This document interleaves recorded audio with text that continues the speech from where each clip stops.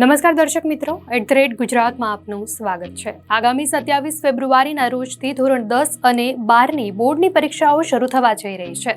ત્યારે આ વખતે બોર્ડની પરીક્ષાને લઈને બોર્ડ દ્વારા નિયમો વધારે કડક કરવામાં આવ્યા છે, જેના કારણે બોર્ડની પરીક્ષામાં ગેરરીતિને કોઈ અવકાશ ન રહે અને પરીક્ષાને લઈને કોઈ વિવાદ ઊભો ન થાય। આ સાથે જ બોર્ડ દ્વારા વિદ્યાર્થીઓને ખોટી અફવાઓ, નકલી પ્રશ્નપત્રોની લાલચ અને ગેરરીતિના પેંતરાથી દૂર રહેવા માટે પણ અપીલ કરાય છે। આ સાથે જ વિદ્યાર્થીઓએ પરીક્ષાના પહેલા દિવસે પરીક્ષા શરૂ થયાના અડધા કલાક પહેલા જ એન્ટ્રી મેળવી લેવી પડશે। ત્યારે વિદ્યાર્થીઓએ આ વખતે પરીક્ષાના કયા નિયમો જાણવા જરૂરી છે, આવો જોઈએ।